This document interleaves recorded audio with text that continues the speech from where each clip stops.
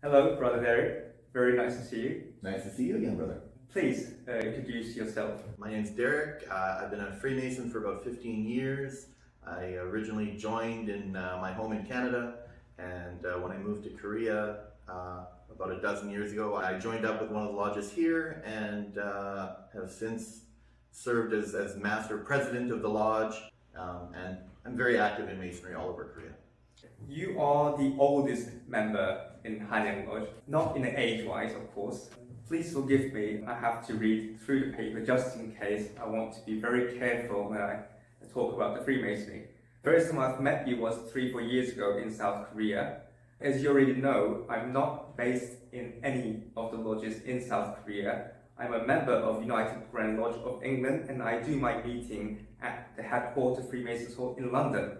Hanyand Lodge is recognized lodge by UGLE, so I've been to Hanyand Lodge as a member of UGLE. So just to confirm, this video, in fact, the previous interview I did with a Korean YouTuber was not to promote any new members in South Korea. The purpose for this video is to talk about what could be a problem which leads people to misunderstand when people observe information which is not a primary research. One of the biggest reasons why people could have misconception about Freemason is due to wrong information from internet. For example, CEO of United Grand Lodge of England, he is quite a well-known person as an English Freemason. By searching his name on Instagram or the Facebook, there will be a bunch of accounts appear named after his name. When I looked at one of them, there were his photos and videos. Even I'm Freemason myself, and I thought, is this his personal account? So it was confusing. Definitely would confuse more people who are not familiar with the Freemason. And I looked at it carefully, and it says, if you want to be rich and famous, contact this account. Then I immediately noticed that this is a fake account. We get a number of emails every month from people who are interested in joining Freemasonry in Korea. Myself or one of our other senior members will meet them and try and establish their purposes for wanting to join the lodge and make sure that they're not looking for that rich and famous Illuminati concept, but really they're interested in the true purposes of Freemasonry, becoming a better man, our history, philosophy, and the brotherhood that we share. As I explained, that Freemasonry is not a profit center. Nobody becomes rich by being a Freemason.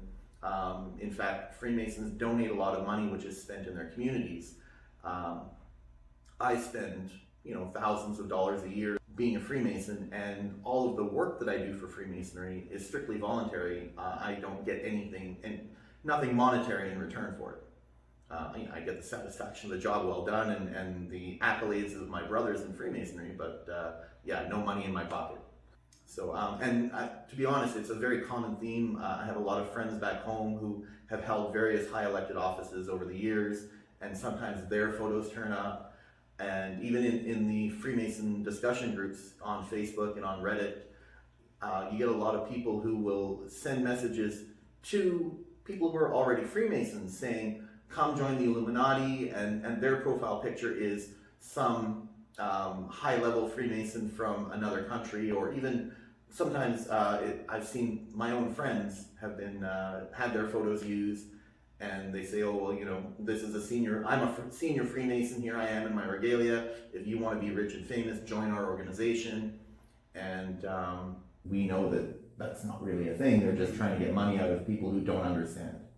This happens globally, not only in South Korea, it happens more outside of South Korea. But in a Freemason headquarters, we don't have such a department to tell people off not to pretend to be a Freemason. In fact, if you just go online, and you probably can purchase some Freemasonry looking like items, and you can just wear that and say you're a Freemason.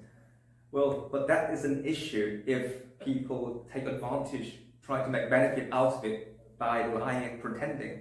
So, and I think that's what makes people misunderstand about the Freemasonry. Do you have any thoughts how to avoid some fake information if you're not familiar with Freemasonry?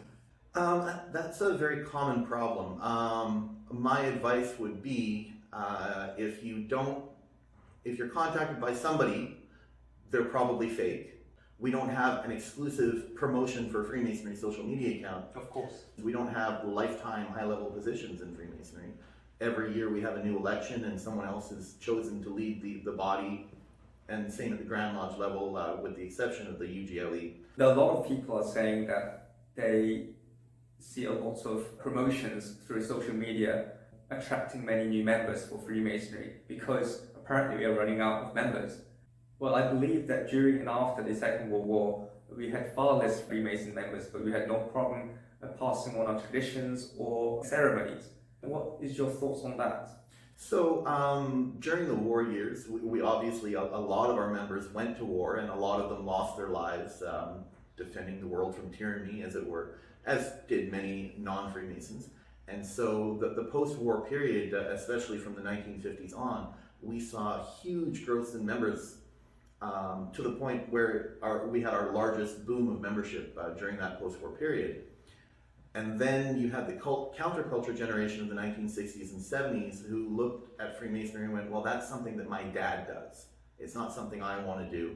And so we had a whole generation, they call it the lost generation, of the sons of Freemasons and their friends who just didn't join Freemasonry. And they grew up to be the yuppie generation of the 1980s. And at a certain point in their lives, they kind of looked around and went, you know, all this money and things are really good, but I'm missing something more in my life. I have money, I have fast cars, I don't have any philosophical meaning in my life. And a lot of them, at that point, they started to look back to the Freemasonic lodges, and they knew they could find that there, and they started to join. And we saw, again, a growth of membership through the 1990s, the early 2000s, where new members were coming in again, which hadn't happened in the 1960s, 70s, and even through the 80s. So we saw the numbers from that boom period in the 1950s. Numbers were very static. There was no growth. There was not much in the way of loss either. And then what happened in the 2000s, all those members who had joined in the 1950s started to die off, and people looked at that and went, well, our numbers are decreasing rapidly. And if you look at the statistics without any context, yes, our overall numbers were shrinking. But when you examine the data, we had a lot of new members come in to replace those old members.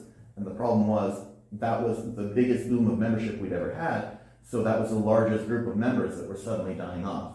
And so although our older members were doing this, our younger members were doing this. And we saw so much growth, and we're still seeing it. Yeah, and we will not have a bright future in Freemasonry if we have people who are not the right candidate to fit in for the organization. Okay, what is Freemasonry means to you? Freemasonry means something different to every member.